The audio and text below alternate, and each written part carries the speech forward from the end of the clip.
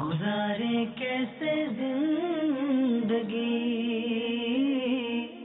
آؤ علماء سے پوچھ لیں، آئے جو مشکل پیش کوئی، آؤ علماء سے پوچھ لیں۔ الحمدللہ رب العالمین والصلاة والسلام علی سید المرسلین، اما بعد فاعوذ باللہ من الشیطان الرجیم، بسم اللہ الرحمن الرحیم۔ الصلاة والسلام علیک یا رسول اللہ وعلی آلک واصحابک یا حبیب اللہ۔ الصلاة والسلام علیک یا نبی اللہ وعلی آلک واصحابک یا نور اللہ۔ میٹھے میٹھے اسلامی بھائیوں اور مدنی چینل کے ناظرین، سلسلہ دارالفتاء اہل سنت میں ایک بار پھر آپ کو مرحبا کہتے ہیں۔ الحمدللہ اس سلسلے میں ہم شریعت کے احکام سیکھتے ہیں اور آپ کی کالز کو بھی شامل سلسلہ کیا جاتا ہے۔ آج بھی انشاءاللہ عز و جل ہم مختلف سوالات پر گفتگو کریں گے۔ اگر آپ آخر تک شامل رہیں گے تو انشاءاللہ عز و جل علم دین کا خزانہ آپ کے ہاتھ آئے گا، اور انشاءاللہ عز و جل آپ کی کالز کو بھی ہم شامل سلسلہ کریں گے۔ ابتداً درود پاک کی فضیلت کہ فرمان مصطفیٰ صلی اللہ تعالی علیہ وسلم ہے کہ جس نے جمعے کے روز 200 مرتبہ درود پاک پڑھا، اللہ تعالیٰ اس کے 200 سال کے گناہ معاف کر دے گا۔ صلو علی الحبیب صلی اللہ تعالی علی محمد صلی اللہ علیہ وسلم۔ مدنی چینل کے ناظرین، الحمدللہ مفتی صاحب تشریف فرما ہیں۔ پہلا سوال میں عرض کرتا ہوں، عموماً ہمارے یہاں مارکیٹوں کے اندر ظاہر خرید و فروخت کا سلسلہ ہوتا ہے، اور بہت سارے ایسے شعبے ہیں جس میں قسطوں کے حوالے سے مال خریدا جاتا ہے۔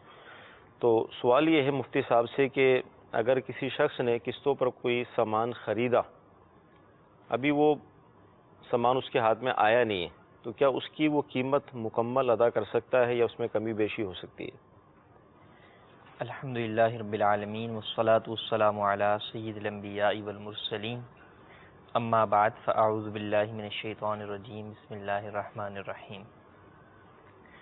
قسطوں کے اوپر، خریداری کے اوپر کئی بار گفتگو ہو چکی ہے۔ جی، اس کے اندر چند چیزیں جو ہے وہ خاص طور پر خیال رکھنا ضروری ہوتا ہے۔ ٹھیک ہے۔ جیسے عموماً بعض لوگ تو یہ سمجھتے ہیں کہ قسطوں کا کاروبار ہی ناجائز ہے، ٹھیک کہ بھئی اس میں زیادہ قیمت آپ لے رہے ہیں تو وہ سمجھتے ہیں کہ سود ہے۔ ایک چیز کی کیش قیمت جو ہے وہ 10,000 ہے، صحیح، لیکن ادھار میں وہ شخص آپ کو وہ ادھار چاہے جو ہے وہ یکمشت ادھار ہو یا قسط وار اس کا ادھار ہو، تو اگر اس کی قیمت 12,000 طے کی جائے تو وہ اسے ہی ناجائز سمجھتے ہیں۔ ٹھیک ہے، اور دوسری طرف بعض لوگ وہ ہیں کہ جو اس میں ناجائز شرائط کے باوجود بھی اس کو جائز سمجھ کے کرتے رہتے ہیں۔ تو دونوں طرف ہی جو ہے وہ افراط و تفرید کا معاملہ ہے، ہر کوئی اپنی حد سے آگے بڑھا ہوا ہے۔ صحیح۔ تو دیکھیں کسی چیز کی قیمت کا نقد کے اندر زیادہ ہونا، کم ہونا، اور ادھار میں اس کی قیمت ہی زیادہ کر دینا، صحیح، تو یہ جائز ہے، اس میں کوئی حرج نہیں ہے، یہ سود نہیں ہے۔ اس شخص کی اپنی چیز ہے، وہ اس چیز کی قیمت ہی جو ہے وہ اتنی متعین کر دیتا ہے، تو اس میں کوئی حرج نہیں ہے۔ اسے اس بات کا بھی اختیار ہے کہ چاہے وہ نقد بیچے، کیش میں بیچے، یا جو ہے وہ ادھار میں بیچے یا قسطوں کی صورت کے اندر بیچے، دونوں چیزوں کی اس کو شرعاً اجازت حاصل ہے۔ تو اب اس کے مطابق جو بھی ابتداءً وہ قیمت متعین کر لے گا، طے کر لے گا، جس پر سودا ہو جائے گا، تو اس کے مطابق وہ عقد شروع ہو جائے گا، اور اسی کو دونوں کو پورا کرنا ضروری ہوگا۔ صحیح۔ جیسے ابتداءً تو یہ ہے کہ آپ کسی دکان پر جاتے ہیں تو دونوں قیمتیں انہوں نے بتا دیں کہ بھئی نقد یہ ہے، ادھار یہ ہے، تو ابھی تو سودا نہیں ہوا، یہ تو انہوں نے ایک آفر لگائی ہوئی ہے کہ جناب یہ آفر ہے، آپ جو آفر قبول کریں گے اس کے مطابق آپ سے ہم آگے سودا کریں گے۔ صحیح۔ تو آفر کے بعد جب سودا ڈن ہو گیا کہ بھئی آپ ادھار خرید رہے ہیں یا جو ہے وہ آپ نقد خرید رہے ہیں، جس کے مطابق سودا ڈن ہوگا اس سے متعلق احکام نافذ ہو جائیں گے۔ ٹھیک ہے۔ کیونکہ قیمت کا متعین ہونا یہ ایک بہت اہم اور بیسک چیز ہے کسی بھی چیز کی خریداری میں، کیونکہ قیمت متعین نہیں ہوگی تو بعد میں جھگڑا ہوگا، خریدار کم قیمت دینا چاہے گا اور بیچنے والا زیادہ قیمت کا مطالبہ کرے گا، تو اس لیے قیمت کا متعین ہونا وہ ضروری ہے۔ اب ہوتا یہ ہے کہ بعض جگہوں پر کچھ اس طرح کی شرطیں جو ہے وہ دیکھنے میں آتی ہیں کہ جب ادھار کوئی چیز بیچی جاتی ہے، طے ہو جاتا ہے کہ اس چیز کی اتنی قیمت ہے، لیکن اس میں یوں بھی لکھ دیا جاتا ہے کہ اگر آپ وقت سے پہلے جو ہے وہ ادا کریں گے قیمت اس کی، تو ہم آپ کے لیے ڈسکاؤنٹ جو ہے وہ کر دیں گے۔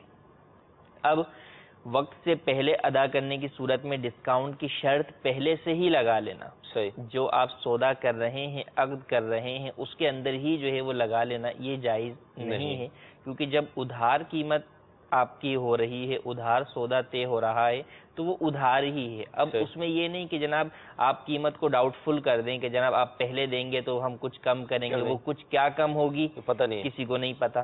وہ واپسی کب کرے گا؟ آیا جو مدت طے ہوئی ہے اس سے ایک دن پہلے لا رہا ہے، یا جس دن لے کے گیا اس سے اگلے دن ہی لاگے پوری پیمنٹ واپس کرنے کے لیے آیا ہوا ہے. دونوں صورتیں ہو سکتی ہیں. صحیح. تو اس کی اجازت نہیں ہے کہ آپ ابتداً یہ کہیں کہ یوں ہم کریں گے یا یوں کریں گے. ابتداً آپ یوں ہی طے کریں کہ ہم یہ قسطوں کی چیز آپ کو بیچ رہے ہیں اور اس کی ادھار اتنی قیمت ہے جو آپ نے قسط واری یوں ادا کرنی ہے. قسطوں کی ادائیگی میں اگر خدا نخواستہ کوئی لیٹ ہو جاتا ہے تو جرمانہ وغیرہ یا اور دیگر ناجائز شرطیں نہیں ہیں. اب معاملہ آگے آ جاتا ہے کہ جب وہ شخص جس نے خریدی ہے وہ آ جاتا ہے جلد از جلد ادائیگی کے لیے. صحیح. کہ بھئی میں جو ہے آپ سے 2 سال کا ایگریمنٹ کر کے گیا تھا لیکن میرے پاس پیسے آ گئے ہیں، میں اب سال کے بعد آپ کے پاس آیا ہوں، آپ مجھ سے اپنی ساری قیمت جو ہے وہ وصول کر لیں اور اس معاملے کو ختم کر دیں. اب یہاں پر سوال اٹھتا ہے کہ جناب وہ یہ کہتا ہے کہ میں آپ کو 2 سال کے بجائے سال میں قیمت جو ہے واپس کر رہا ہوں تو آپ مجھے کچھ ڈسکاؤنٹ دیں. وہاں سے بھی یہ ہوتا ہے کہ چلیں ٹھیک ہے ہمیں 2 سال کے بجائے پیمنٹ پہلے ہی مل رہی ہے تو چلیں اس کو ڈسکاؤنٹ دے دیتے ہیں. یہاں پہ شرعی اعتبار سے ایک اصول یہ ہے کہ جب ادھار پر کوئی چیز بیچی گئی اور وہ اپنی مدت سے پہلے جو خریدار ہے وہ قیمت ادا کرے گا تو ایسی صورت میں اس چیز کی نقد قیمت کو دیکھا جائے گا کہ کتنی بنتی ہے. صحیح. نقد قیمت کے بعد دیکھا جائے گا کہ ادھار کی وجہ سے اس چیز کی قیمت میں اضافہ کتنا ہوا. صحیح. مثلا 10,000 کی چیز نقد میں ہے، ادھار میں اس کو 2 سال کے ادھار پر 15,000 کی بیچی. ٹھیک. تو اب یہ 5,000 جو ہے 2 سال کے دنوں پر ڈیوائیڈ ہو جائیں گے. صحیح. اور جتنے دن پہلے وہ شخص قیمت واپس کر رہا ہے اتنے دن کی قیمت جو ہے وہ مائنس ہوگی. صحیح.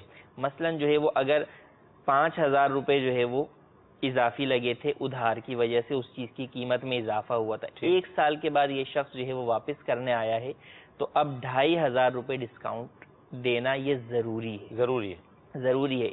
یعنی خریدار سے جو ہے وہ مکمل پیسوں کا مطالبہ کرنا یا 400-500 روپے لے کے اس کو جو ہے وہ کسی طرح تنخواہ دینا، یہ جو اضافی پیسے دکاندار لے گا اس کے حق میں جائز نہیں ہوگا. اس کے حق میں فقط 1 سال کے بعد 2,500 ہی جائز ہوگا، بقیہ 2,500 جائز نہیں ہوگا. اس کی شرعاً اجازت نہیں ہے کہ یہاں پر شبہ ربا کی وجہ سے یہ چیز حرام ہو جاتی ہے. اور سود کا معاملہ ایسا ہے کہ اس کے اندر نہ فقط سود بلکہ جو چیز شبہ ربا میں سود کے شبے میں بھی آتی ہے اس سے بھی اسلام بچنے کا حکم دیتا ہے. اب یہاں پر دوسری صورت البتہ موجود ہے کہ چونکہ آپ نے ادھار بیچا تھا آپ اسے یہ کہہ سکتے ہیں کہ بھئی ہم آپ سے پہلے قیمت وصول نہیں کر رہے. اس کا آپ کو حق حاصل ہے. جو دکاندار ہے اسے یہ حق حاصل ہے کہ وہ یہ کہہ دے کہ بھئی ہم پوری قیمت ہی لیں گے اور اسی ترتیب کے مطابق لیں گے جو ہمارا آپ کے ساتھ ایگریمنٹ ہوا ہے. یہ تو ہے. لیکن اگر آپ یہ کہتے ہیں کہ ٹھیک ہے آپ پہلے جو ہے وہ مجھے دے دیں لیکن میں اس میں آپ کو 1,000 روپے کم کر دوں گا، تو یہ نہیں ہے، بلکہ اصول کے مطابق جتنے دن ہیں اور جتنی ادھار کی وجہ سے اس چیز کی قیمت میں اضافہ ہوا تھا اس ساری قیمت کو ان دنوں پہ ڈیوائیڈ کر دیا جائے گا اور پھر اس اعتبار سے قیمت کیا اس کو واپس کرنا ضروری ہوگا. مدنی چینل کے ناظرین، بڑا تفصیلی جواب اس حوالے سے مفتی صاحب نے ارشاد فرمایا کہ قیمت کی جو کمی بیشی ہوگی اس کی کیا صورت بنے گی. اچھا حضور یہ ارشاد فرمائے کہ جیسے آج کل یہ بھی ایک سسٹم ہمارے معاشرے میں چل رہا ہے کہ جب کوئی سامان خریدنے جاتا ہے وہ کسی کا وکیل ہے یا وہ کوئی ایسا سلسلہ ہے تو وہ رسید جو ہے وہ کم کی بنواتا ہے یا زیادہ کی بنوا لیتا ہے اور پیچھے وہ اس کو فائدہ پہنچانے کے حوالے سے، تو یہ عمل کیسا؟ عمومی طور پر جو پرچیزنگ آفیسرز ہوتے ہیں کہ ہم کمپنیوں کی طرف سے، گورنمنٹ کے اداروں کی جانب سے یا کسی وقفی ادارے کی جانب سے یا جو ہے وہ کوئی شخص کسی کو وکیل جو ہے وہ اپنا بنا کر دیتا ہے اس پر اعتماد کرتے ہوئے کہ یار آپ جا رہے ہیں وہاں سے میری چیز لا دیجیے گا، تو عموماً رسید بنوا لی جاتی ہے. صحیح. یوں رسید بنوانا بس اوقات ضروری نہیں ہوتا لیکن بعض لوگ یوں رسید بنوا لیتے ہیں کہ سامنے والے پر اعتماد اور بحال ہو جائے گا کہ یار دیکھیں ہم پہ، لیکن میں پھر بھی آپ کے لیے رسید لے آیا ہوں یہ آپ دیکھ لیں. صحیح. لیکن یہاں ہیرا پھیری کر جاتے ہیں اور اس کے اندر جو شریک ہوتے ہیں گناہ کے کام میں وہ دکاندار شریک ہو جاتا ہے۔ قرآن پاک میں اللہ تبارک و تعالیٰ نے واضح طور پر ارشاد فرمایا وَتَعَاوَنُوا عَلَى الْبِرِّ وَالتَّقْوَىٰ وَلَا تَعَاوَنُوا عَلَى الْإِثْمِ وَالْعُدْوَانِ۔ مسلمان کا کام تو ایک دوسرے کی بھلائی پر مدد کرنا ہے، نیکی کے کام پہ، گناہ اور ظلم و زیادتی کے کام میں مدد کرنا نہیں، بلکہ گناہ کے کام کو تو روکنا مسلمان پر ضروری ہے۔ لیکن اب ہوتا یہ ہے کہ وہ شخص جو کہ جعلی جو ہے وہ پرچی بنواتا ہے، فیک، وہ خریدتا 500 کی چیز ہے، لیکن چونکہ اس چیز کی مارکیٹ ویلیو 600 کی ہوتی ہے، تو وہ جو ہے وہ کہتا ہے 600 کی رسید جو ہے بنا کے دے دو، مجھے جو ہے وہ آگے دکھانی۔ اب یہ 500 کی جو ملی اس کو چیز، اس کی بہت ساری صورتیں ہو سکتی ہیں۔ ایک یہ ہے کہ یہ اس کمپنی کے بہاف پر ہی کسی ایک دکان سے سارا مال اٹھاتا ہے، اب دکان والا اسے ڈسکاؤنٹ دے رہا ہے زیادہ مال اٹھانے کی وجہ سے، اب یہ کہتا ہے کہ جناب ڈسکاؤنٹ چونکہ مجھے مل رہا ہے تو اس کا حقدار میں ہی ہوں، حالانکہ اس کا حقدار یہ نہیں ہے، وہ تو کمپنی کی وجہ سے مل رہا ہے۔ دوسرا یوں ہوتا ہے کہ جان پہچان ہوتی ہے، ڈسکاؤنٹ کے اعتبار سے بھی قیمت صحیح ہے، وہی قیمت، لیکن میرا دوست ہے تو مجھے 5 روپے اور مزید جو ہے وہ چیز سستی کر کے دے دیتا ہے، تو میں کہتا ہوں یہ نظریہ ہوتا ہے ان افراد کا کہ یار یہ تو میری دوستی کی وجہ سے 5 روپے کم ہوئے نا، تو اس کا فائدہ سیٹ کو کیوں پہنچے، مجھے ہی پہنچے، جب دوستی میری ہے تو فائدہ بھی مجھے پہنچے۔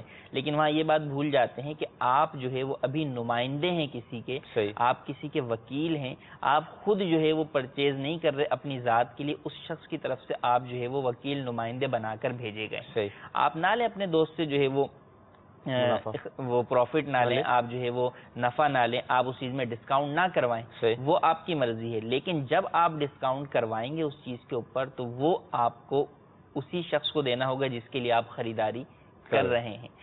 اب یہ ہو گیا کہ یوں زیادہ کروانا یا زیادہ ظاہر کرنا ناجائز ہے، اور جو دکاندار پرچی زیادہ بنا کے دے رہا ہے وہ گناہ کے اندر مدد کر رہا ہے۔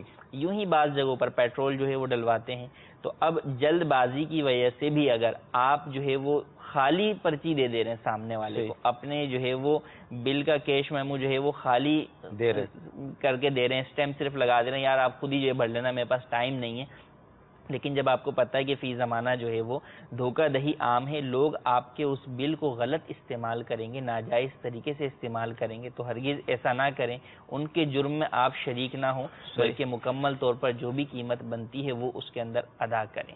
یہاں بعض دکانداروں کو یہ بھی جو ہے وہ بات ہو سکتی ہے کہ اگر ہم ملازم کی یا جو شخص ہم سے خریداری کرنے آیا اس کی من پسند کا بل بنا کر نہ دیں تو کل کو یہ شخص ہم سے خریداری نہیں کرے گا، دوسری دکان سے کر لے گا اور دوسری دکان والا بنا کر دے دے گا۔ تو دیکھیں گناہ میں شریک ہونا کسی کے یا اس کی مدد کرنا یہ بھی گناہ ہے۔ اگر آپ جو ہے وہ اپنی اس روزی کی وجہ سے اپنے آپ کو جو ہے وہ گناہ میں شریک کریں گے تو پھر اس کا حساب کتاب کون دے گا؟ تو اس بات کا خیال رکھیں، حلال روزی کے لیے اور ہر قسم کے گناہ سے بچنے کے لیے جو ہے وہ آپ جائز طریقہ کار پر ہی چلیں، اللہ تبارک و تعالیٰ آپ کو آپ کے جائز کام میں ہی برکت عطا فرمائے۔ اچھا، یہ تو آپ نے ارشاد فرما دیا ہے کہ وہ وکیل تھا، نمائندہ تھا، اس لیے اس کے لیے وہ رسید بنوانا، اس کا بنانا، اس کا لینا جائز نہیں ہے، تو کوئی جائز صورت ہے؟ دیکھیں، ایک تو یہ صورت ہو سکتی ہے کہ آپ خود خریداری کریں، لیکن یہ وہیں ہو سکتی ہے جہاں پر آپ بطور نمائندہ نہ ہوں۔ ٹھیک، عمومی طور پہ جو میں نے کہا نا کہ کسی ادارے کی طرف سے آتے ہیں، ایک تو وہ ادارے کے جو ہے وہ امپلائی ہوتے ہیں، اجیر ہوتے ہیں، ملازم ہوتے ہیں، اور اجارے کی جو ٹائمنگ ہوتی ہے اس کے اندر ہی وہ آ کے آپ سے خریداری کر رہے ہوتے ہیں، تو اس کی تو ہرگز اجازت نہیں ہے۔ ہاں، دوسری صورت یہ ہے کہ آپ واضح طور پر جو ہے وہ اپنے سیٹ کو کہہ دیں کہ بھائی مارکیٹ کے اندر یہ چیز مثال کے طور پہ 600 کی ملتی ہے، میں آپ کو 550 کی بیچوں گا، بھلے میں پیچھے سے 500 کی خریدوں یا 550 کی ہی خریدوں، لیکن میں خود آپ کو بیچوں گا۔ یہ اس بات کی وضاحت کے ساتھ اگر آپ جو ہے وہ خریدتے ہیں کہ آپ پہلے مال اٹھاتے ہیں، اس کے اوپر قبضہ کرتے ہیں، آپ کی کسٹڈی میں آ جاتا ہے، اس کے بعد آپ اپنے سیٹ سے یا کسی ادارے سے یا کسی رشتہ دار سے آپ سودا کرتے ہیں کہ بھئی یہ چیز میں آپ کو اتنے کی جو ہے وہ بیچوں گا، تو ایسا کرنا جو ہے وہ جائز ہے۔ لیکن عمومی طور پر ایسا ہوتا نہیں ہے، کون ان جھنجھٹوں میں پڑے کہ جا کے وہاں سے مال بھی اٹھائے، تھوڑا سا رسک بھی برداشت کرے کہ سامنے والے کو پسند نہیں آیا تو اب وہ مال میں کس کو بیچوں گا، تو یہ ساری چیزیں عموماً ہوتی نہیں ہیں، اور اس کے بجائے لوگ گناہ والے طریقے میں پڑ جاتے ہیں۔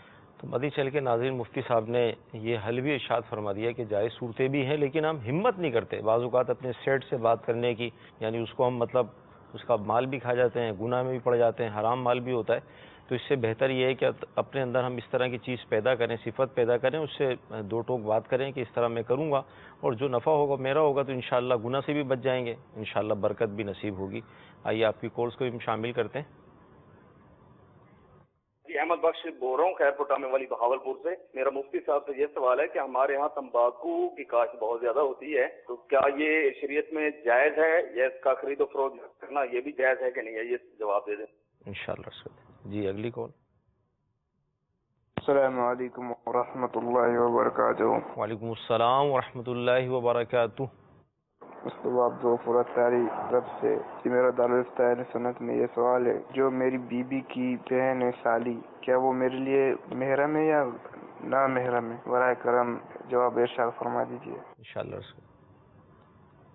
تمباکو کی کاشت کرنا کیسا؟ تمباکو کی کاشت جو ہے وہ جائز ہے، اور اس کی خرید و فروخت بھی جو ہے وہ جائز ہے، بہت بلکہ اکثر جو ہے وہ جائز کاموں کے اندر جو ہے وہ استعمال ہوتی ہے، پان میں۔ ہاں یہ ہے کہ بعض اس کے مضر صحت جو ہے وہ طریقے ہیں اس کے استعمال کے، جیسے سگریٹ وغیرہ میں، تو اس سے بچنا چاہیے، مناسب نہیں ہے۔ مسلمان جو اپنے لیے پسند کرے وہی دوسرے کے لیے پسند کرے۔ باقی کاشت اور اس کی خرید و فروخت یا اس کا کاروبار کرنا وہ جائز ہے، اس میں کوئی حرج نہیں۔ مدنی چینل کے ناظرین، امیر اہل سنت کا ایک رسالہ ہے پان گٹکا، اگر آپ اس کا مطالعہ کریں گے تو انشاءاللہ تعالیٰ آپ کو معلومات حاصل ہوگی کہ فی زمانہ جو جس طرح کا یہ مروج ہے، رائج ہے پان گٹکے کا جو سلسلہ ہے، وہ کس قدر نقصان دہ ہے۔ اگر آپ رسالے کا مطالعہ کریں گے تو آپ کے انشاءاللہ علم میں اضافہ ہوگا۔ سالی کے حوالے سے ارشاد فرمائیں کہ یہ محرم ہے یا نہیں ہے؟ دیکھیں، محرم عورت یا مرد وہ ہوتا ہے جس سے ہمیشہ ہمیشہ کے لیے نکاح حرام ہو جائے، ٹھیک ہے، کبھی بھی کسی بھی صورت کے اندر نکاح حلال نہ ہو۔ جہاں تک بیوی کی بہن جو سالی ہے، اس سے نکاح اس وقت تک حرام ہے جب تک بیوی اس کے نکاح میں ہے۔ ٹھیک ہے، اگر کل کو بیوی جو ہے وہ انتقال کر جاتی ہے، یا جو ہے وہ بیوی کو طلاق دے دیتا ہے اور عدت گزر جاتی ہے، تو اس کے بعد اس کا اپنی سالی سے نکاح کرنا جو ہے وہ جائز ہے۔ تو جو سالی کے ساتھ نکاح کی حرمت ہے وہ عارضی طور پر ہے، ہمیشہ ہمیشہ کے لیے نہیں ہے، اس لیے سالی نامحرم ہے اور اس سے پردہ کرنا ضروری ہے۔ صحیح۔ اور ایسے رشتہ دار جو ایسے قریبی رشتہ دار ہوتے ہیں جو آپس کے اندر بے تکلف زیادہ ہوتے ہیں، ان کو شیطان گناہ کے اندر جلدی جو ہے وہ پڑوا دیتا ہے، کہ قریب ہونے کی وجہ سے جو ہے وہ زیادہ شیطان جو ہے وہ گناہ کی طرف انسان کو مائل کر دیتا ہے۔ تو اس لیے کہا گیا کہ ایسے قریبی رشتہ داروں سے تو سختی کے طور پر پردہ کرے۔ دیور جیسے سالی ہے جو ہے وہ شوہر کے لیے، اسی طریقے سے بیوی کے لیے جو ہے وہ اس کا دیور ہے۔ دیور کو حدیث مبارکہ میں موت قرار دیا گیا کہ وہ عورت کے لیے جو ہے وہ موت ہے، تو کیونکہ اس کے ذریعے سے شیطان گناہ میں جو ہے وہ اسے پڑوا سکتا ہے۔ تو یہ عموماً جو رواج ہے یا لوگ سمجھتے ہیں کہ جناب ہماری چھوٹی بہن کی طرح ہے، بیٹی کی طرح ہے، یہ تمام باتیں جو ہے وہ یہ شیطان کے ہیلے بہانے ہیں کہ انسان کو نیکی کا جو ہے وہ خوشنما جو ہے پودا دکھا کر اور اس کے پیچھے سے جو ہے وہ اس کو گناہ کی طرف بلا رہا ہوتا ہے۔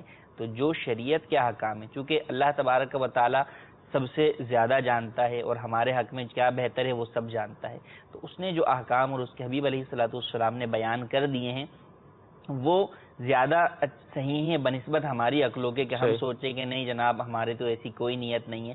ہمارے خالق کو پتہ ہے کہ اس نے جو ہمارے دل میں جو رکھا ہے، ہمارے دماغ میں جو رکھا ہے، جو شہوت ہے انسان کے پاس، اور پھر جو اس کا دشمن شیطان ہے وہ اسے کہاں کہاں لے جا سکتا ہے، تو وہ ہم سے زیادہ جانتا ہے۔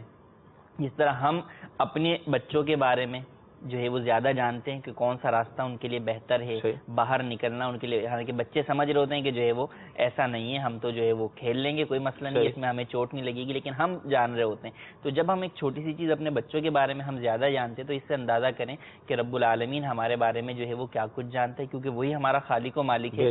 تو ہمیں اس پر اعتماد کرنا چاہیے، اور اس کے جو بھی احکام ہیں بظاہر ہمیں ان کی کوئی حکمت سمجھ آئے یا نہ آئے، ان پر آنکھ بند کر کے عمل کرنا چاہیے، کہ اسی میں دنیا اور آخرت دونوں کا فائدہ ہے۔ کاش نصیب ہو جائے ہمیں یہ ساری سلسلے، ورنہ عموماً لوگ جو ہے اپنے ذہن سے ہی سوچ کر فیصلہ کر لیتے ہیں۔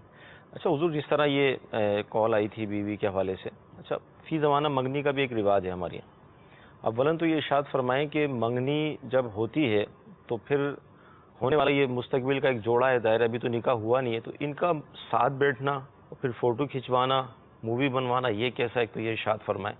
اور پھر اگر بالفرض یہ منگنی ٹوٹ جاتی ہے تو تحائف کا جو تبادلہ ہوا تھا پھر اس کا تقاضا کرنا کہ بھئی ہمارا تحفہ واپسی کریں، اس حوالے سے کیا فرمائیں؟ منگنی جو ہے وہ کوئی اسلامی رسم، اسلامی کوئی وہ چیز نہیں ہے کہ جو چیز جس کی وجہ سے کوئی رشتہ جو ہے وہ بن جائے. صحیح. رشتے شریعت میں چند طریقوں سے بنے ہوئے. ایک تو ہیں نسلی رشتے، خونی رشتے، حقیقی رشتے کہ جو جس سے پیدا ہوا اس سے اس کا جو ہے وہ رشتہ ہے، ماں کا، باپ کا، بیٹے کا، بیٹی کا، اولاد کا، دادا کا، دادی کا، نانا کا، نانی کا، یہ ایک خاندانی رشتے ہیں. دوسرا رشتہ جو استوار ہوتا ہے وہ ہوتا ہے نکاح کے ذریعے. نکاح کے ذریعے سامنے والی عورت آپ کی جو ہے وہ بیوی بنتی ہے اور پھر اس کے جو رشتہ دار ہوتے ہیں وہ آپ کے رشتہ دار بنتے ہیں، ساس بنتی ہیں، سسر بنتے ہیں. صحیح. یہ جو ہے وہ ایک طریقہ کار ہے. اب اس کے علاوہ منگنی جو اس سے پہلے ایک جو ہے وہ خطبہ نکاح ہے، نکاح کے لیے پیغام دینا ہے. صحیح. تو وہ نکاح کا پیغام ہی ہے، پیغام جو ہے وہ نکاح نہیں ہے. صحیح. تو اگر یہ سمجھا جاتا ہے کہ اس کے ذریعے سے ایک بات پکی کی جاتی ہے کہ بھئی آگے جو ہے وہ ہم اس چیز کو جو ہے وہ عمل کے اندر لے کر آئیں گے، فلاں تاریخ کو ہم نکاح جو ہے وہ کریں گے، تو یہ ایک ارادہ ہے، وعدے آپس کے اندر ہوتے ہیں، لیکن یہ نکاح نہیں ہے. صحیح. تو جب نکاح نہیں ہے تو نکاح سے پہلے اگرچہ وہ وعدے ارادے ہو گئے لیکن اس کی وجہ سے آپس میں وہ دونوں میاں بیوی نہیں ہوئے. صحیح. ان کے حقوق جو ہے وہ ایک دوسرے پر کوئی نہیں ہے. جو منگیتر یا منگیتر آپس میں ایک دوسرے کے یہ سمجھتے ہیں کہ جناب اب میرا حق ہو گیا کہ میں اس سے بات کروں، یا میرا حق ہو گیا کہ میں اسے جو کہوں وہ جو ہے میری مانے، چاہے کسی بھی طرف سے ہو، تو اس کی اسلام میں کوئی حیثیت نہیں ہے. ابھی کوئی حقوق جو ہے وہ گناہ آپ کے حرام ایک رہے دوسرے گا پر نہیں ہے. ملنا جلنا، تصاویر کھنچوانا، بیٹھنا، وہ گناہ ہی رہے گا، اپنی جگہ پر وہ موجود ہی ہے کہ آپس میں ابھی نامحرم ہی ہیں. ٹھیک. تو جب نامحرم ہیں تو ابھی جو ہے وہ ان کا آپس میں منگنی کے بعد فون پر، میسج پر، نیٹ پر کسی بھی ذریعے سے بات چیت کرنا یہ جائز نہیں ہے. کسی بھی طور کے اوپر بات چیت کرنا جائز نہیں ہے، بلکہ چاہیے یہ کہ چونکہ فی زمانہ جو صورتحال ہے اس کے پیش نظر گھر والوں کو یہ چاہیے کہ رشتے طے کرتے ہوئے منگنی سے پہلے ہی یہ بات واضح طور پر دونوں فریقین کو بتا دی جائے کہ دیکھیں منگنی کے بعد اس قسم کا کوئی بھی تقاضا کسی بھی جانب سے نہیں ہو.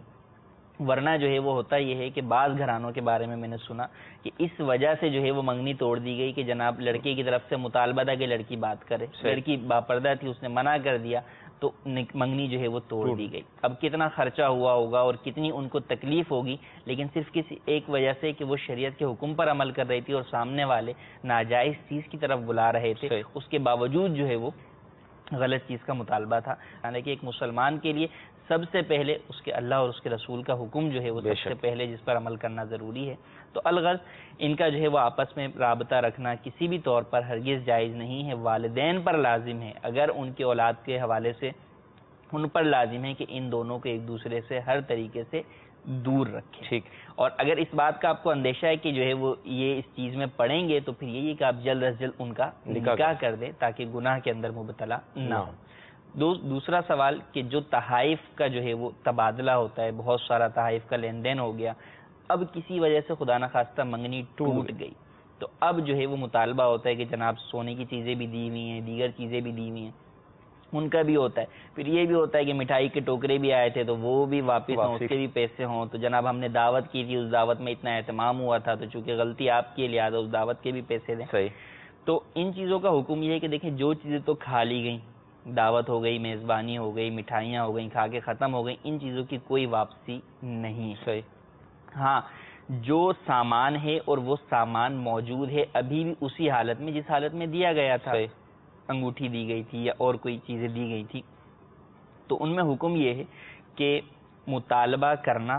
اس کے بارے میں یہ کہا گیا کہ جو شخص ہبہ کرے، گفٹ کرے، کسی کو تحفہ ہے چونکہ، اور اس کے بعد اس سے رجوع کرے، وہ ایسے ہے جیسے کتا کے کر کے اپنی کیک کو چاٹ لے. اس چیز سے اس کو تشبیہ دی گئی کہ وہ شخص خود سوچ لے کہ کیا وہ اپنی جو ہے وہ الٹی کو جو ہے وہ چاٹ لے، تو ایسے سن کر بھی جو ہے وہ کراہت گھن آ رہی ہے، تو اس سے اندازہ کرے وہ کتنا برا فعل کر رہا ہے. اور اس کا یہ مطالبہ کرنا جائز نہیں ہے، گناہ ہے. ہاں اگر جو ہے وہ باہمی رضامندی سے تبادلہ کر لیتے ہیں تو تبادلہ کر دیں گے، جس کی جو چیز ہے اسے واپس کر دیں گے تو وہ چیز اس کے لیے حلال ہو جائے گی، اس کی ہو جائے گی. لیکن یہ مطالبہ کرنا جو ہے وہ جائز نہیں ہے. یا تو باہمی رضامندی سے یہ واپسی ہوتی ہے یا پھر قاضی کی عدالت میں حاضر ہو کر پھر قاضی کے فیصلے سے یہ چیزیں واپس ہوتی ہیں. بغیر قاضی کے فیصلے کے اگر رضامندی نہیں ہے تو یہ چیزیں واپس نہیں ہو سکتی. باہر صورت جو ہے وہ گناہ جو ہے وہ اپنی جگہ موجود ہے، تو لہٰذا اس چیز کو سامنے مکمل طور پر رکھا جائے. ٹھیک. مزید چینل کے ناظرین، منگنی کے حوالے سے بھی آپ نے سن لیا کہ جو بے پردگی رائج ہو جاتی ہے اس کا حکم بھی آپ نے سن لیا کہ شرعاً یہ جائز نہیں ہے، کیونکہ منگنی نکاح نہیں ہے، وہ ایک طریقے سے خطبہ ہے. مزید کالز کو ہم شامل کرتے ہیں. السلام علیکم ورحمۃ اللہ وبرکاتہ. وعلیکم السلام ورحمۃ اللہ وبرکاتہ. محمد فضل اتاری باب الاسلام سے میر پخاز سے عرض کر رہا ہوں. مدنی چینل کا سلسلہ دارالفتہ اہل سنت چل رہا ہے ماشاءاللہ. مفتی صاحب کی خدمت میں ایک سوال عرض یہ ہے کہ آج کل جو موٹر سائیکلوں کا جو لاٹری سلسلہ جو چل رہا ہے، جیسے وہ کہتے ہیں کہ بھئی موٹر سائیکل کی لاٹری اسکیم ہے، آپ اس میں 1000 روپے کے ایک ممبر بن جائیں، تو ہر مہینے ایک موٹر سائیکل جو ہے قرعہ اندازی ہوتی ہے. اچھا، جس کا نام آتا ہے پھر اس کو موٹر سائیکل مل جاتی ہے، پھر بقیہ قسطیں اس سے نہیں لی جاتی ہیں. کہ لیں لاٹری ختم ہو گئی آپ کی، سمجھ لو، اور اب آپ سے یہ قسط نہیں لی جائیں گی. تو اس بارے میں مفتی صاحب کی بارگاہ میں عرض ہے کہ ہماری شرعی رہنمائی فرمائیے کہ شرعی احکام اس سلسلے میں کیا ہے. انشاءاللہ عرض کرتے ہیں. جی اگلی کال. السلام علیکم ورحمۃ اللہ وبرکاتہ. وعلیکم السلام ورحمۃ اللہ وبرکاتہ. محمد نور الدین اختاری مدینہ الاولیاء احمد آباد شریف سے عرض کر رہا ہوں. مفتی صاحب کی بارگاہ میں عرض ہے کہ اگر ہم ابھی قاعدہ اولیٰ میں تشہد مکمل نہیں کر پائے، پڑھ ہی رہے ہیں اور امام صاحب کھڑے ہو گئے، تو اب ہم تشہد کنٹینیو کریں گے. پھر ہمارے پورا ہونے سے پہلے ہی امام صاحب تیسری رکعت کے رکوع میں چلے گئے، تو اب نماز کا کیا حکم بنے گا؟ برائے کرم رہنمائی فرما دیجیے. میں شمیم بات کر رہا ہوں طرف سے. مجھے 2 سوال پوچھنے تھے سر. کہ میں آج سے تقریباً 5-7 سال پہلے عمرہ کرنے کی نیت سے میں نہیں گیا تھا. میرے کزن لوگ آئے تھے مکہ کے اندر میں، ان سے ملنے کی نسبت سے میں گیا اور ان کو پھر ایئرپورٹ جدہ چھوڑنا تھا. تو میں بغیر احرام پہلے مکہ گیا، پھر ان کو وہاں سے لے کر کے مل کر کے میں جدہ گیا، اور جدہ پھر ان کو چھوڑ کر کے پھر میں مسجد ایسا پہ احرام باندھا، پھر میں نے جو ہے عمرہ کیا. تو اس میں میرا مطلب کیسا ہوا، دم لازم ہے کیا، کچھ بتائیں. اور دوسری سوال میری یہ ہے کہ سر میں ابھی حال فی الحال میں عمرہ کرنے کے لیے گیا تھا. میرے ساتھ ابھی بچے بھی یہاں پر ہیں. میرا بچہ 3 سال کا ہے. میں احرام نہیں بندھوایا چونکہ وہاں بہت زیادہ بھیڑ تھی رمضان کے موقع سے، اور اس کو میں نے عمرہ وغیرہ نہیں کروایا، نہ میں نے زیارت کروایا. تو اس کے حوالے سے سر کیا مطلب حکم ہے صحیح روشنی میں مجھے بتائیں. جی انشاءاللہ عرض کرتے ہیں. موٹر سائیکل وہ لاٹری کے یعنی 1000 روپے مہینہ، یہ لکی کمیٹی جو ہے وہ موٹر سائیکلوں کی بھی ہوتی ہے، پیسوں کی بھی ہوتی ہے. تو یہ ناجائز ہے، اس کی اسلام میں اجازت نہیں ہے. وجہ یہی ہے کہ خرید و فروخت تو یہ کسی طور پر نہیں ہے، کیونکہ کہنے والوں کا جو لفظ ہے لاٹری، وہی اس بات پہ دلیل ہے کہ خرید و فروخت نہیں ہو رہی. صحیح.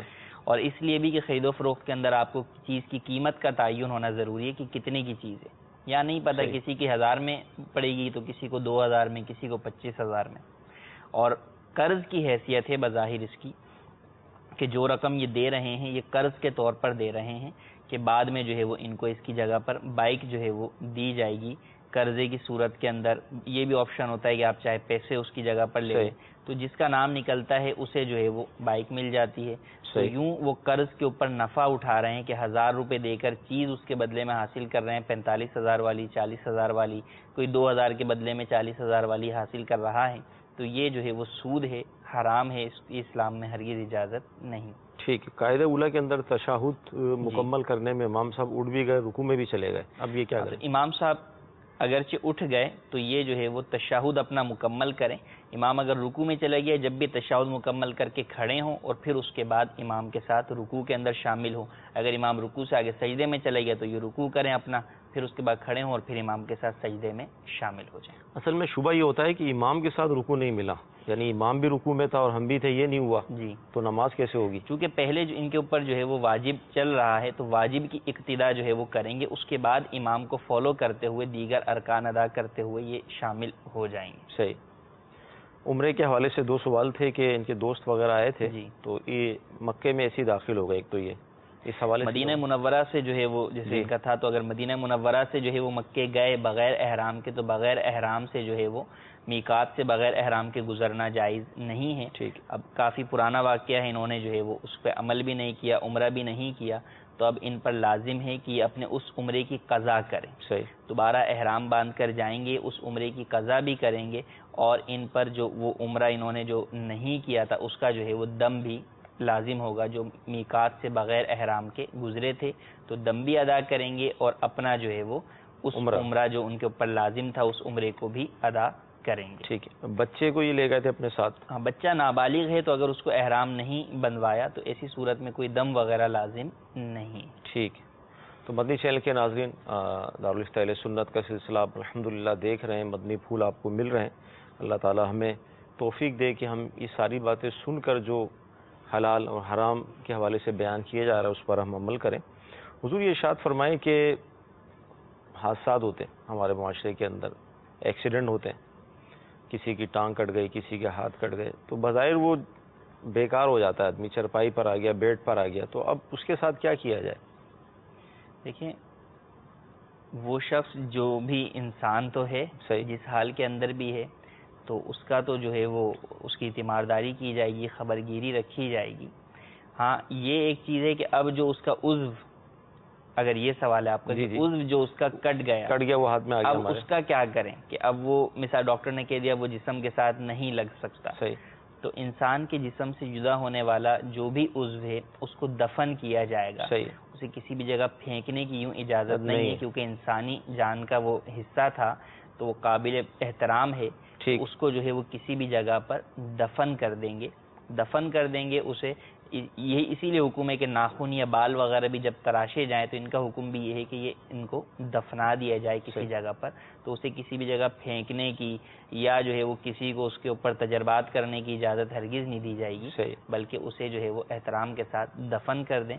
قبرستان کے اندر بھی اسے دفن کر سکتے ہیں. ٹھیک ہے جی. مزید کالز ہیں تو ہم ان کو بھی شامل کر لیتے ہیں. فیصل بات کرو. میرا سوال ہے کہ دانت میرا ایک ٹوٹا ہوا ہے, وہ میں لگوا سکتا ہوں, اس سے گناہ ہے یا نہیں لگوا سکتا ہوں؟ جی انشاءاللہ. اگلی کال. محمد اقرار شاہ میرا نام ہے. جناب محترم, میں یہ پوچھنا چاہ رہا ہوں کہ یہ جو دونوں عید, ایک آدمی نیا ہے کہ جو پہلے حج نہیں کیا, تو اب دونوں عیدوں کے درمیان میں اگر وہ خانہ کعبہ کو دیکھ لے یا عمرہ کر لے تو اس کے اوپر اس سال ابھی حج فرض ہو جاتا ہے یا نہیں, اس سلسلے میں ذرا معلومات چاہیے. جی, دانت ٹوٹ گیا تو لگوا سکتے ہیں؟ دانت دوسرا آرٹیفیشل اگر دانت جو ہے وہ لگوانا ہے تو لگوا سکتے ہیں, اس میں کوئی حرج نہیں. اچھا, یہ دونوں عیدوں کے درمیان اگر عمرہ کر لیا تو حج فرض ہو جاتا ہے؟ دیکھیں, اگر تو حج زندگی میں ایک ہی بار فرض ہوتا ہے, پہلی بات تو یہ.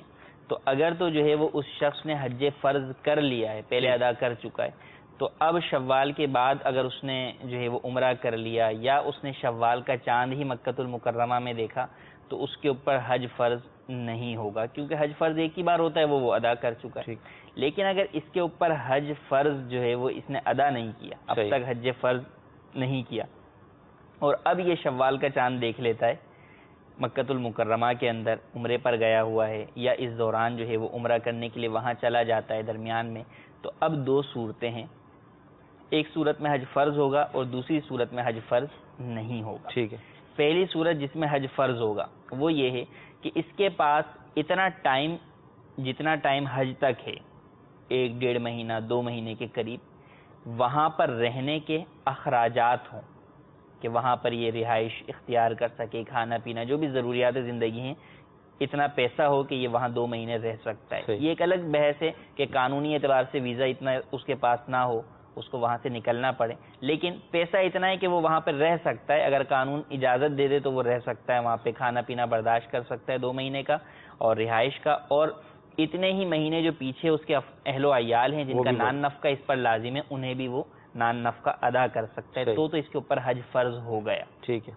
اب قانونی اعتبار سے اس کے اوپر جو ہے وہ وہاں رکنے کی اجازت نہیں ہے, واپسی اس کو آنا پڑے گا. تو اب واپسی آئے گا, لیکن اب کوشش یہی کرے گا کہ حج اس پر فرض ہو گیا, اب اس نے اپنے حج فرض کو جو ہے وہ ادا کرنا ہی ہے, چاہے اگلے سال کرے یا اسی سال کسی سے قرض لے کر کرے, کسی بھی طریقے سے اس کو ادا کرے, اس پر حج فرض ہو گیا.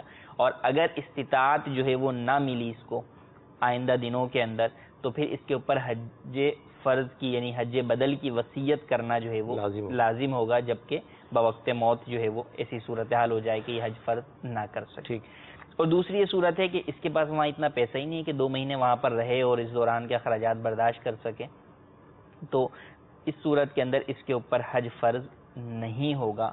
یہ اپنے ملک واپس آ جائے, پھر دوبارہ اگر اس کے پاس اتنا مال آتا ہے کہ آنے جانے کے اور وہاں رہنے کے سارے اخراجات برداشت کر سکتا ہے تو حج فرض اس کے اوپر ہوگا, ورنہ نہیں. ٹھیک. اچھا, یہ جیسے بھی قبرستان کی بات آئی تھی, آپ نے ارشاد بھی فرمایا کہ اگر کسی کے ہاتھ یا پاؤں کٹ جاتے ہیں تو اس کو ہم قبرستان میں ہی دفنائیں گے. مردہ بچہ اگر پیدا ہو جی, تو اس کے حوالے سے بھی کچھ ایسا ہے کیا, اس کو ہم قبرستان میں نہ دفنائیں, باہر دفنائیں, اس حوالے سے؟ مردہ بچے کے بارے میں لوگوں کا یہ کانسیپٹ ہوتا ہے کہ جناب اسے قبرستان میں جو ہے وہ نہ دفنائیں, اس کو جو ہے وہ باہر دفنا دیں. جو بچہ پیدا ہی مردہ ہوا ہے, ورنہ جو تو زندہ پیدا ہوا ہے اس کا تو جنازہ بھی ہوگا, کفن بھی ہوگا, اسے دفنایا بھی جو ہے وہ قبرستان میں جاتا ہے. تو مردہ سے متعلق جو لوگوں میں یہ رسم و رواج بنا ہوا ہے یہ کفار کا نظریہ ہے. اسلام میں اس کی کوئی حقیقت نہیں ہے.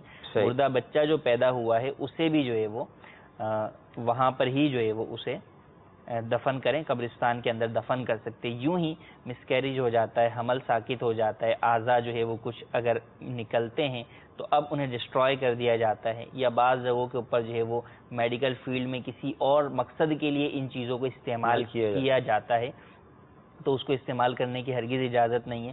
انسانی جسم کا ایک ایک عضو جو ہے وہ قابل احترام ہے, اسے بیچنا خریدنا سب حرام ہے, اس کی کوئی اجازت نہیں ہے. تو اس کو بھی ہرگز جو ہے وہ استعمال نہ کرنے دیں, بلکہ خود لے کر آپ اسے کسی بھی جگہ پر دفن کر دیں. مدنی چینل کے ناظرین, اندازہ کیجئے ہمارے اسلام کا, شریعت کا, کہ یعنی اللہ تعالیٰ نے ہم پر یہ کتنا بڑا کرم فرمایا کہ ہمیں مسلمان پیدا کیا, اور الحمدللہ عز و جل ہم اسلام کے چاہنے والے ہیں, اس کے ماننے والے ہیں. تو یعنی ہمارے جسم سے کسی چیز کا جدا ہونا, اسلام اس کی بھی اہمیت, اس کی بھی عظمت بیان کرتا ہے. چہ جائے کہ ایک مسلمان کو جو کہ زندہ ہے, چل پھر رہا ہے, اس کو تکلیف پہنچانا, اس کی دل آزاری کرنا, اس کے لیے غیبتیں اور تہمتوں کا بازار گرم کرنا, یہ کس قدر مطلب شدت ہے اس میں, کس قدر یہ گناہ ہوگا. تو لہذا مدنی چینل کے ان سلسلوں کی برکت سے ہم اپنا ذہن بنائیں, اپنی زندگی کے اندر تبدیلی لے کر آئیں کہ ہمیں زندگی کس طرح گزارنی چاہیے. ہمارا اسلام جو ہے وہ ہمارا تحفظ کرتا ہے, ایک مسلمان کا تحفظ کرتا ہے. مرنے کے بعد اس کی عظمتوں کو بیان کیا جا رہا ہے, تو زندہ جو ہوگا اس کا مطلب کیا معاملہ ہوگا. اللہ تعالی ہمیں توفیق دے.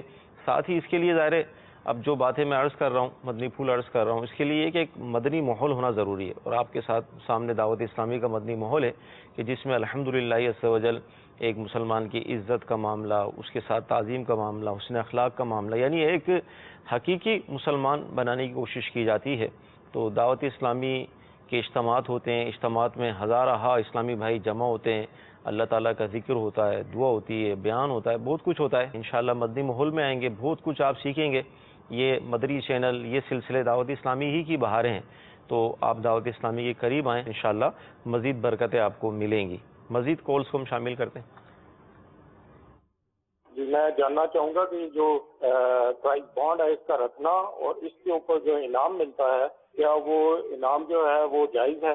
شرعی حکم کیا ہے اس کے بارے میں؟ انشاءاللہ پرائز بانڈ جو ہے وہ جائز ہے, کیونکہ پرائز بانڈ جو ہے وہ لاٹری کے طور پر نہیں ہے, کیونکہ پرائز بانڈ کی خود اپنی حیثیت ہی کرنسی کی طرح ہے کہ اس کی اپنی ویلیو جو ہے وہ اسی کی نوٹ کی طرح کی ہے, اور اس میں نقصان کسی کے طور پر نہیں ہے. جس طرح آپ نوٹ جو ہے وہ تبدیل کراتے ہیں, اسی طرح پرائز بانڈ جو ہے وہ اس کے بدلے میں آپ کوئی بھی مال جو ہے وہ خرید سکتے ہیں. اب اس کے اوپر انعام کا نکلنا وہ جو ہے وہ انعام ہی ہے, تو وہ جائز ہے, اس میں کوئی حرج نہیں ہے. آپ خریداری جو ہے وہ نوٹ کی کرتے ہیں, اسی طریقے سے پرائز بانڈ کی کرتے ہیں. مثلا یوں ہی اعلان کیا جائے کہ بھئی جو ہے وہ نئے نوٹوں کی گڈی لے گا, ان کے درمیان قرآن اندازی ہوگی اور کسی ایک کو انعام دیا جائے گا. تو جس طرح وہ جائز ہے, اسی طریقے سے یہ پرائز بانڈ کی بھی صورتحال نوٹوں کی طرح ہی ہے, تو یہ جائز ہے, اس پہ ملنے والا انعام بھی حلال ہے. اللہ تعالیٰ آج کا سلسلہ ہمارا اپنی بارگاہ میں قبول فرمائے. صلو علی الحبیب صلی اللہ تعالی علی محمد. گزارے کیسے زندگی, آؤ علماء سے پوچھ لیں, آئے جو مشکل پیش کوئی, آؤ علماء سے پوچھ لیں.